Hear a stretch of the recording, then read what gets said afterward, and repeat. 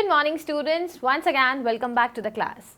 So today what I have thought to discuss with you people is something related to 10 important questions from the chapter Chemical Bonding and Molecular Structure. And the questions that I have chosen for today's session are basically from JEE Mains pattern paper. Okay. So let's try and solve all the 10 questions. So it's my guarantee that all the questions will be really good and I'll try to go into the detailed solution as much as possible. Okay. Fine. So with that promise, let me begin up with the session, and here on the board you can see our very first question.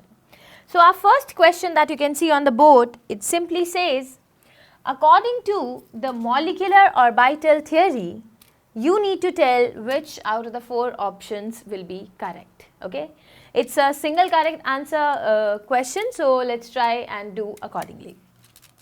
So first it says, according to MO theory, O2 positive is paramagnetic and the bond order is greater than O2. O2 positive is paramagnetic and bond order is less than O2. O2 positive is diamagnetic and bond order is less than O2, and O2 positive is diamagnetic and bond order is more than O2. That means in this question I can see I need to prepare the molecular orbital diagram for oxygen and for O2 positive, and I need to find out whether both of them are paramagnetic or diamagnetic. Also I need to figure out what is the bond order. So let's make the 2 diagrams. So we have sigma 1s, sigma star 1s, sigma 2s, sigma star 2s, right? Then for oxygen we have sigma 2pz, then we have pi 2px, pi 2py, then we have pi star 2px, and the another one is pi star 2py, and finally we have sigma star 2pz. Right? So this is the molecular orbital diagram for oxygen. And if I draw it again, sigma 1s, sigma star 1s, sigma 2s, sigma star 2s, sigma 2pz, pi 2px, pi 2py, pi star, and finally we have sigma star. Right? Now let's say this left hand side diagram is for oxygen, or let's do one thing, let me draw a similar diagram here. Sigma 1s, sigma star, sigma 2s, sigma star, sigma 2pz, pi star, sigma star. So I have this habit of drawing it in short, and I don't feel like writing those sigma and all, because that's a little confusing thing. So now this particular diagram I'll consider for oxygen, and this particular diagram I'll consider for O2 positive. So oxygen will be having a total of 16 electrons and O2 positive will be having 16 minus 1, that means 15 electrons will be there, right? So now let's start filling the electrons. 1, 2, 3, 4, 5, 6, 7, 8, 9, 10, 11, 12, 13, 14, 15, 16. Okay, let's fill 15. 1, 2, 3, 4, 5, 6, 7, 8, 9, 10, 11, 12, 13, 14, 15. Right? Now let's see. Both of them are paramagnetic. So this is also para, this is also para. Right? Now let's look into the options. So it says that O2 positive is paramagnetic. Okay, paramagnetic, dia. So option number C and D will not be the options. Right? I mean, they will not be the correct options. Now let's do the calculation of bond order. Now see, sigma 1s, sigma star 1s getting cancelled. Sigma 2s, sigma star 2s getting cancelled. Here also, so these 4 get cancelled. Here also these 2 and these 2. That means these 4 will get cancelled. Right? Now how to calculate the bond order? So bond order is half number of electrons in bonding minus anti-bonding. And the same way here, half total number of electrons in bonding minus anti-bonding. So let's do the calculation for bonding. 1, 2, 3, 4, 5, 6. So 6 minus anti-bonding is 1. So this is 5 by 2, which is 2.5. Clear? So the bond order in the case of O2 positive is 2.5. Let's do the calculation for oxygen. So bonding is 1, 2, 3, 4, 5, 6. And for this we have 2. By the way, you must be knowing the bond order of O2 because oxygen is having a double bond. So this is 4 by 2, which is 2. So now did you get from this solution that the bond order of O2 positive will be greater than that of oxygen, and the bond order is greater than oxygen. So typically you can see option number A is the correct option for our question. Clear? This was an easy question, and yes, the only thing that you should be considering in this question is how fast you will be marking the correct answer. Okay.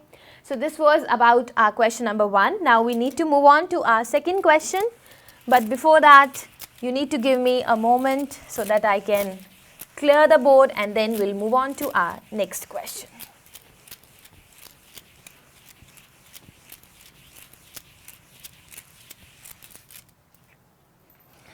Finally, moving on to the next question, we have our question number 2, and our second question says that the compound with maximum ionic character is formed.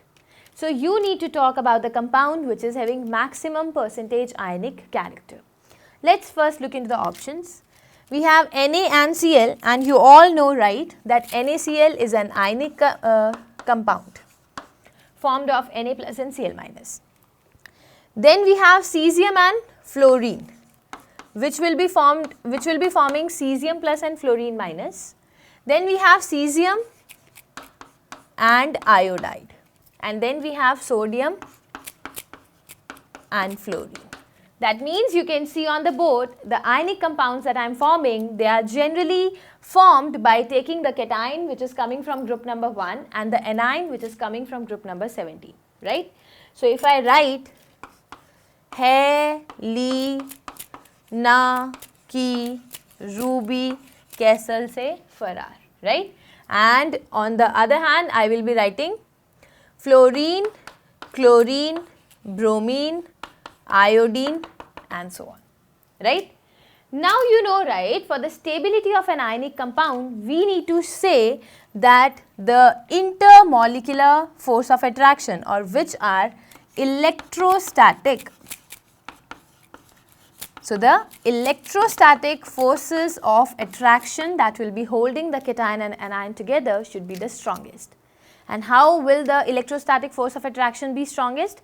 When first of all the cation will be highly electropositive and the anion should be highly electronegative. That means the cation should be made up of highly electropositive metal.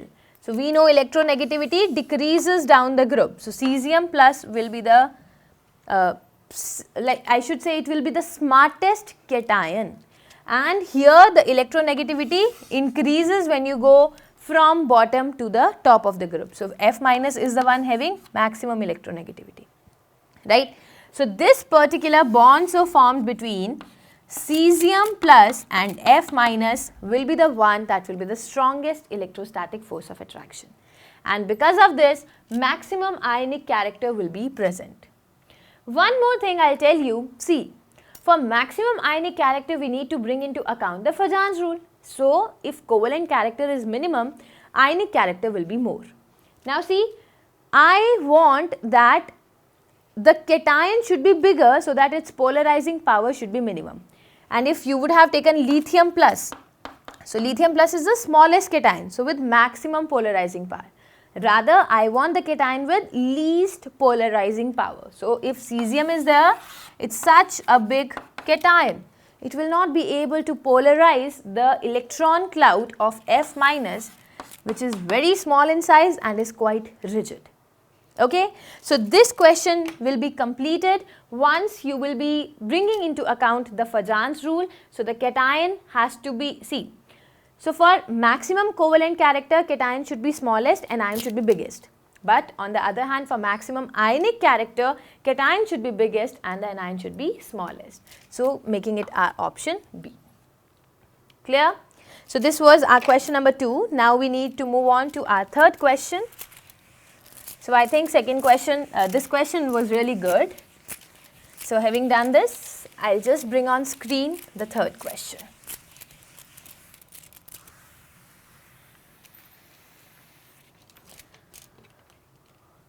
Okay, so see on the screen there is question number 3, and question number 3 says that you need to predict what should be the correct order of increasing CO bond length of carbon monoxide, CO3 2- and carbon dioxide. Okay. So, this question you can answer once you know the structure, all the structures of CO, CO3 2- and CO2, right. Let us start with first of all carbon monoxide, which is like this. Then we have the another one as CO3 2-. So, in CO3 2-, if I do like this, half number of valence electrons of central atom plus number of atoms attached by single bond is 0 because oxygen forms a double bond. And then you need to add this 2 because there is 2-. So, 6 by 2 is 3. So, this should be sp2 hybridized. So, the structure will be, so there are 2 negatives. So, 2 oxygens will be forming single bond and 1 will form double bond. But you know there is resonance. So, this will come here and this will go there. So, you will be writing C double bond O, O minus, O minus, right. Finally, this will come here and this will go there. So, this will be C, O minus, then we have double bond, O minus, right. Now, if I ask you to tell me the bond order, the bond will not be a single bond and the bond will neither be a double bond. So, it will be in between a single and a double bond. So, it will be around 1.5, right. In the case of carbon monoxide, the bond order will be 3 because there will be a triple bond. And now we are left with the third structure, which is of carbon dioxide. So, see, the bond order between C and O is 2. So, 2 bonds are formed, right. So, now let us read the question. The question says, the correct order of increasing CO bond length. So, if the bond order is largest, bond length will be minimum. So, CO bond order is 3, length will be minimum. So, let us choose the option where CO will be minimum. So, the correct order of increasing bond length. So, CO has maximum bond order, so minimum bond length. So, neither this nor this, either option number C or option number D. Now, moving on to, so CO was bond order 3. Then we have CO2 bond order 2 and then we have CO3 2- bond order 1.5. So, the bond length will be smallest in the case of CO, then will be CO2 and then will be CO3 2-. So, this will be our correct option for this particular question. Okay, not a tough question, quite an easy question. Done? Fine. Now, having done with this thing also, now we will be moving on to our next question.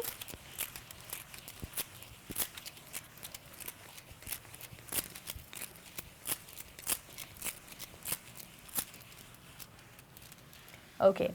So, if I have to proceed on to my next question, which is question number 4th, let us see. And the question says, intramolecular hydrogen bonding is found in which of the following? So, see, we have done this thing, no? That hydrogen bonding can be classified into 2 categories. The first is intermolecular and the second is intramolecular. So, intermolecular is between 2 different molecules. So, if this is one molecule, this is another molecule, and if the 2 are getting connected with each other through hydrogen bonding, this is intermolecular. Whereas, if within the same molecule hydrogen bonding is taking place, this is intramolecular hydrogen bonding, right. Now, see, this question is not tough, but the reason why I have chosen this particular question is to make you people understand the fact that these organic compounds you must be knowing in class 11th itself. Do not wait for class 12 that okay, class 12 will be coming and then we will study organic. It's a no. At least these common name compounds, like common named compounds, you should be very much okay with. Fine. So the first compound that is given to me is salicylaldehyde, which is a compound like a CHO or an aldehyde group is there at one position in the benzene ring, and at the ortho position you are having an OH group. So it's a phenol as well as aldehyde group. Okay. Now can we see that there is hydrogen bonding here? Let's try to figure out. So let me draw C, double bond O, and then H, then we have OH. So what is hydrogen bonding? That hydrogen should be sandwiched between two electronegative atoms, one through the covalent bond and other through the dipole attraction.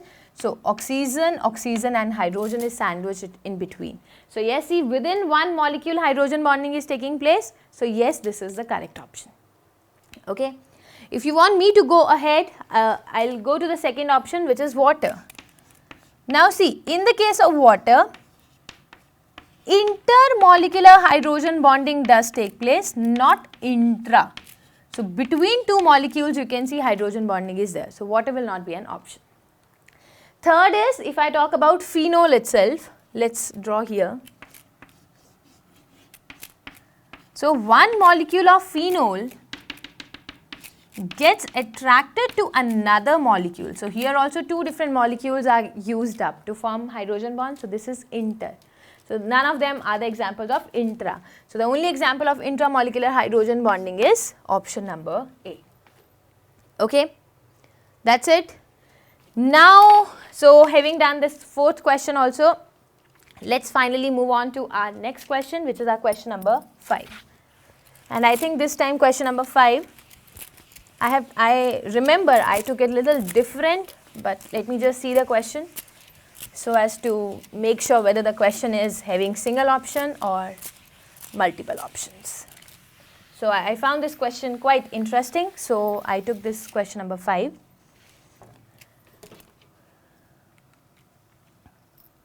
Yeah, this is a multi-correct question, so multiple answers can be correct for this question. Let me just do the question. The question says, which one of the following molecules is expected to exhibit a diamagnetic behavior? Fine.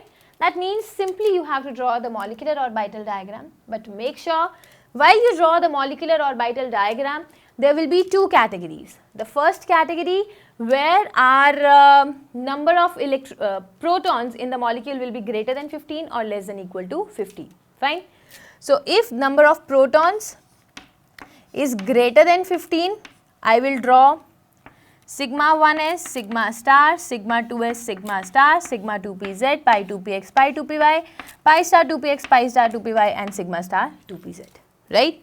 Whereas if the number of protons is less than equal to 15, then we have sigma 1s, sigma star 1s, sigma 2s, sigma star, pi 2px, pi 2py, sigma 2pz, pi star 2px, pi star 2py, and sigma star 2pz.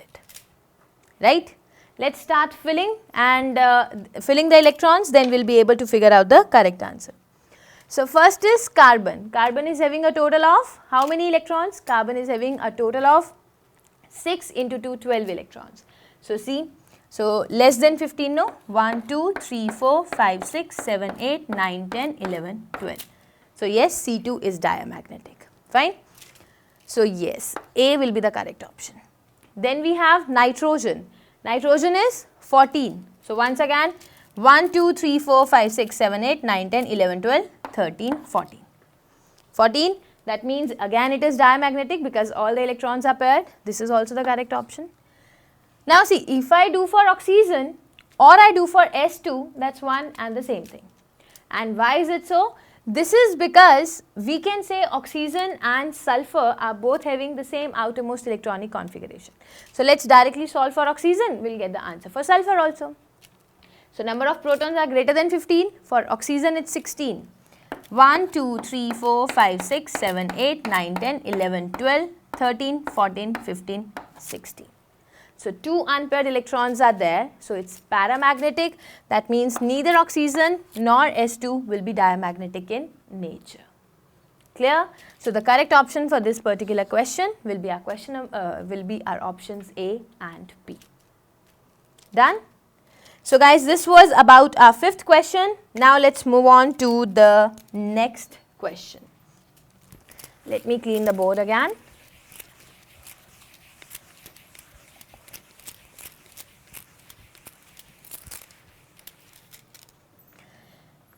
And I think the next question that I have taken, yes, it's again a multi-correct question, but this question is quite good because, I'll show you what was interesting in the question once I solve the question. Let me begin with the question. The question says, hydrogen bonding plays a central role in which of the following phenomena? So there are 4 phenomena given to you and you need to tell me hydrogen bonding is responsible for which all of them. The first option that is there is ice floats on water. Yes guys, this is the this is the result of hydrogen bonding also, right?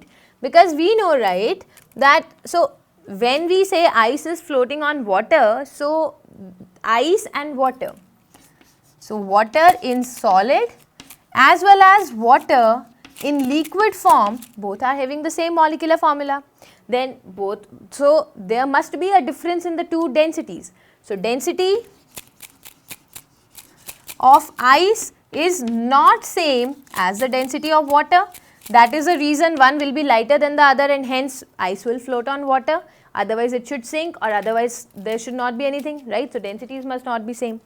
Now when I talk about density, I talk about mass per unit volume. So in a unit volume, what is the mass of water? That is of importance, right? So I think you people would have learnt in NCERT that otherwise water is something like this.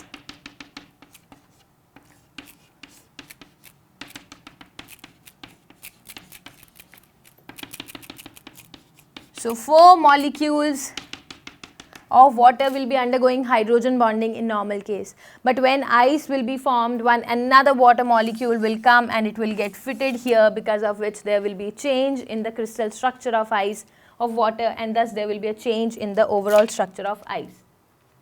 Because of which a particular volume will have different molecules of ice and it will have different molecules of water in the solid state and different molecules of water in the liquid state, because of which density will be different and because of which this floating will be done, right? So yes, the first option is correct, that ice floats on water is the result of hydrogen bonding only. Fine. Moving on to the next option, which says higher Lewis basicity of primary amines than tertiary amines in aqueous solution. So see, this word aqueous solution says a lot of things. We have to basically talk about the Lewis basic character.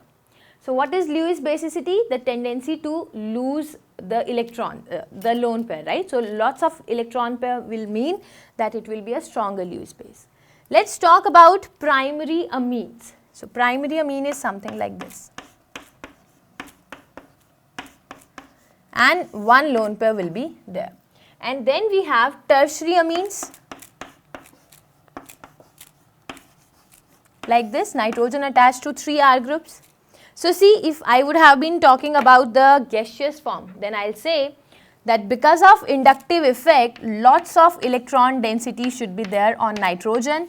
Since lots of electron density is there on nitrogen, it should be a highly Lewis base, right? It should be a stronger Lewis base, correct?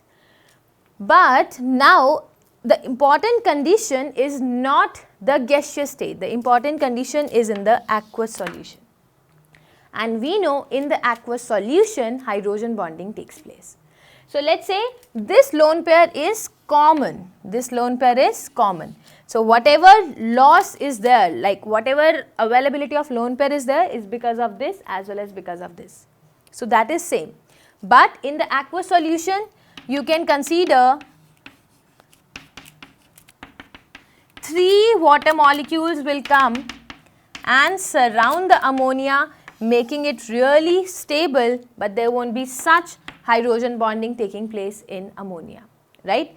because of which there will be a change in the basic character and the order that we expected will be reversed in the aqueous solution. So yes, the higher Lewis basicity of primary amines than the tertiary amines can be explained on the basis of hydrogen bonding itself. Fine. Moving on to the next option, it says that formic acid is more acidic than acetic acid. So see, if I am talking about formic acid, it is HCOOH. And when I am talking about acetic acid, it is CH3COOH. So once again guys, when you are watching my video, maybe you would have learnt organic chemistry, or maybe you would not have even heard of what is formic acid, what is acetic acid. Even if you would have heard of it, you might not have understood how to talk about acidity. But again guys, one of the major reasons why I wanted to discuss this question in this chapter, because so many questions from general organic chemistry GOC can be answered on the basis of the chapter chemical bonding. Fine. So that is the reason why I give you a tinge of organic chemistry in this particular chapter itself. Okay. Now see, when I talk about acidity, I will say that acetic acid is an acid because of the H plus which can be donated. Similarly, formic acid is an acid because it can donate H plus. So now we have HCOO minus and H plus, and here we will have CH3COO minus and H plus. Now the more stable the conjugate base will be, the more acidic the acid will be. So let's see, a resonance is taking place in this particular structure and you are having HCO minus double bond O. Similarly, resonance occurs in this structure and you will be having CH3CO minus double bond O. So again, because of resonance, I won't be able to explain. But this CH3 group is actually electron donor group. It is actually giving electron density to the oxygen minus and thereby increasing the negative charge on oxygen. And when the negative charge on oxygen increases, negative charge on the whole molecule increases, the whole molecule becomes unstable, and hence we say that acetic acid will not be that strong an acid. However, there is no such inductive effect produced because of hydrogen, and thus this complete molecule will be stable, and hence formic acid will be regarded as a stronger acid because it has more tendency to give up H plus. Fine. So, but this entire explanation has got nothing to do with the concept of hydrogen bonding. So, the comparison of acidity of these two acids cannot be done on the basis of hydrogen bonding. Fine. Now, moving on to the last option, and the last option says dimerization of acetic acid in benzene. So, when I talk about the dimerization of acetic acid in benzene, so we have CH3COOH. You know, this is acetic acid, and when you put in benzene, another molecule of acetic acid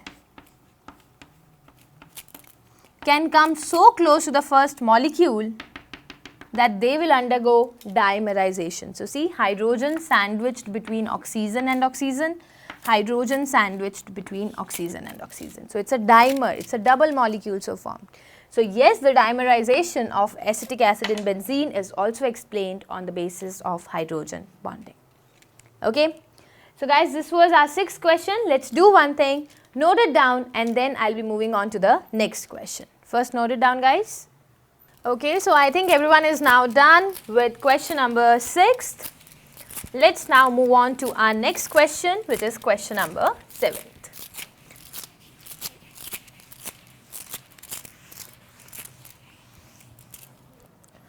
The board is not that clean, just give me one more minute.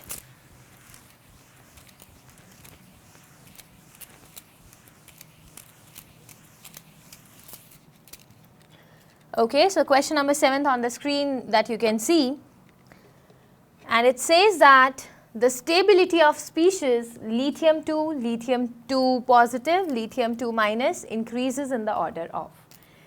Now see, since we are doing this question in chemical bonding, so you are like, okay ma'am, it can be answered on the basis of MOT. But if the question would have been asked in the complete paper where there won't be any segregation that you have to choose this from chemical bonding or stuff, then you will be confused because you will keep on thinking. And suppose if the question is given like compare lithium to KLi2 and Li2F, then you will be confused how to do the question, how to do the answer to the question, because you would have never heard about KLi2 or Li2F, right?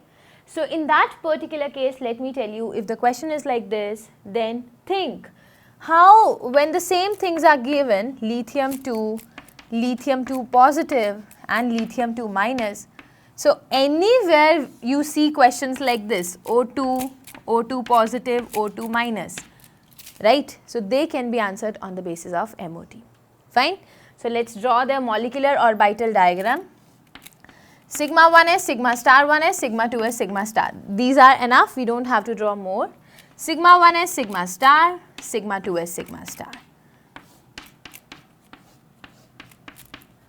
Right? Now let's do the numbering. Let's draw it for lithium, Li2 plus and Li2 with a negative sign. So when I am drawing Li2 plus and Li2 with a negative sign, how should I move on? So lithium is having how many electrons? Atomic number 3. So lithium 2 will have a total of 6 electrons, right? Let's fill 6 electrons. 1, 2, 3, 4, 5, 6. Okay. Lithium 2 plus will be having how many? 5. 1, 2, 3, 4, 5. Then I have lithium 2 minus will have 7. 1, 2, 3, 4, 5, 6, 7. Okay. Now let me tell you, whenever you have to see, okay, you can consider these two are same everywhere. So we will not compare on the basis of this. Either you can find the bond order. So bond order will be half 2 minus 0. So half of 2 is 1. For lithium plus, the bond order will be 0.5. For lithium minus, the bond order will be, now see, so half 2 minus 1, which is 1 by 2, which is 0.5. So this is the bond order. Now out of the bond orders, you can see lithium 2 is having the maximum bond order, so should be maximum stable. So let's choose the molecule in which lithium 2 is there as maximum stable, right? But then how to do the comparison of lithium 2 plus and lithium 2 minus? Don't say that, ma'am, when the bond order is same, then both of them should be exactly equal stable, right? Please do not say that. Because when you are getting the bond order same, then you need to compare whether the last electron is found in bonding molecular orbital or anti-bonding. So here it is in bonding molecular orbital, whereas in Li2 minus it is in anti-bonding molecular orbital. And whenever the last electron enters the anti-bonding molecular orbital, it will be even lesser stable. So we will have lithium 2, lithium 2 plus, lithium 2 minus, and thus saying option number B as the correct option for this question number 7th. Good enough, right? This question was nice. Now we need to move on to the next question.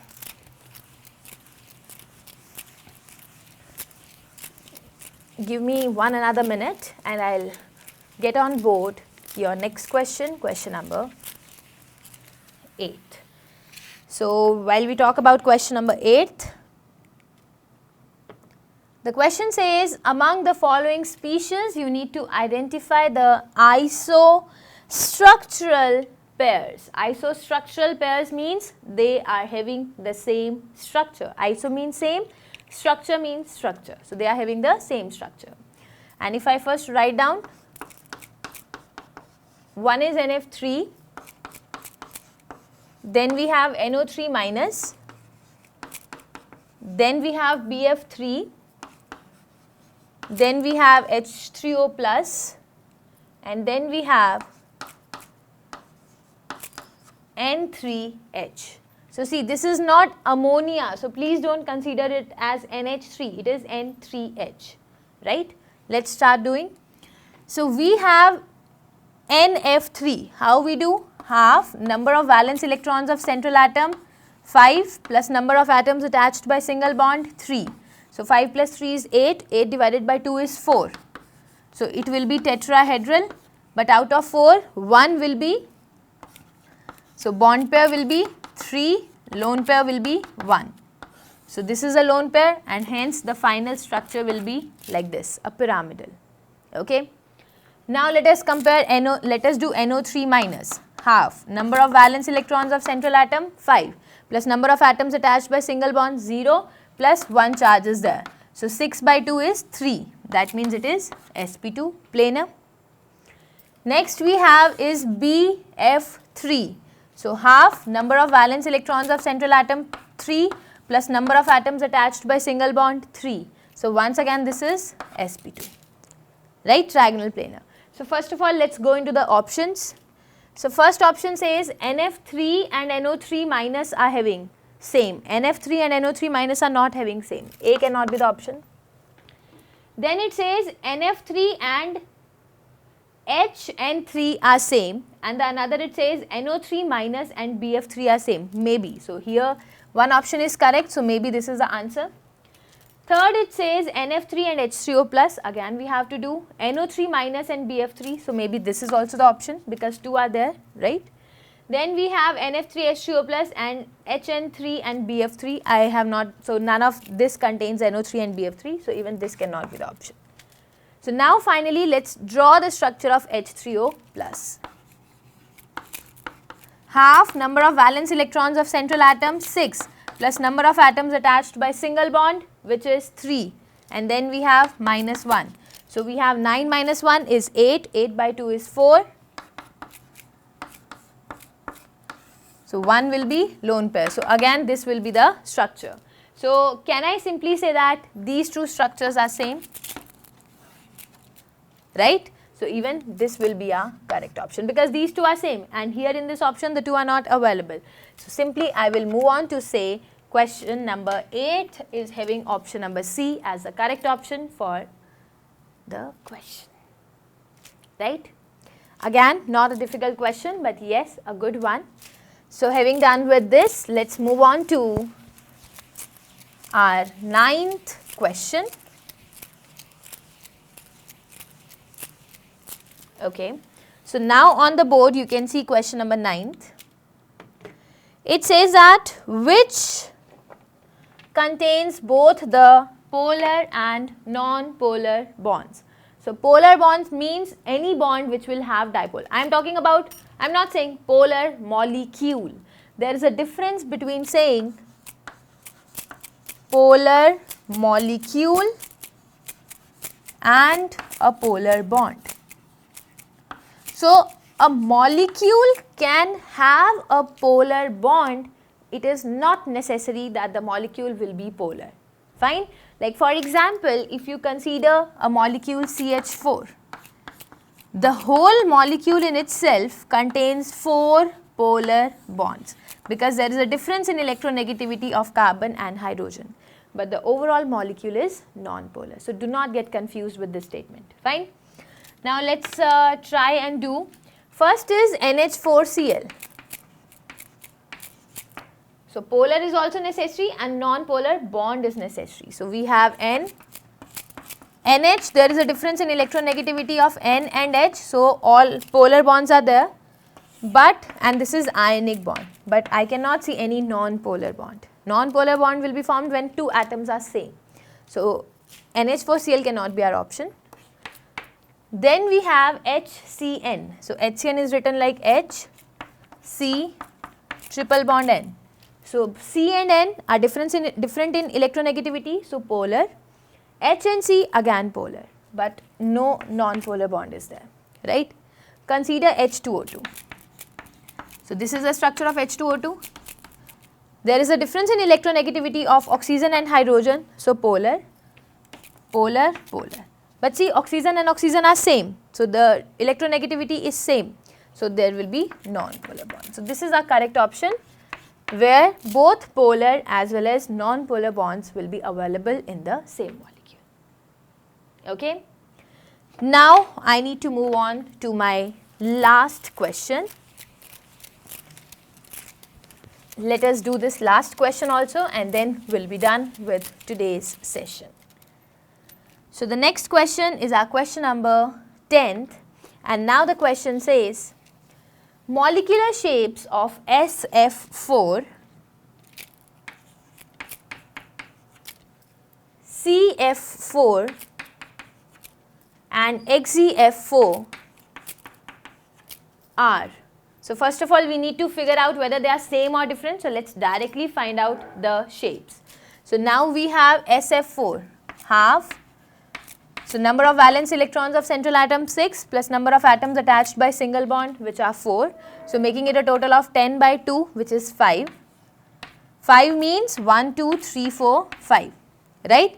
Out of 5, 4 are bond pairs and 1 will be lone pair, right?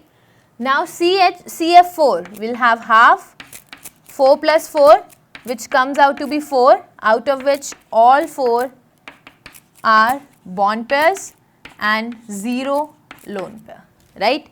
Now see, this is sp3 dehybridized and this is just sp3 hybridized.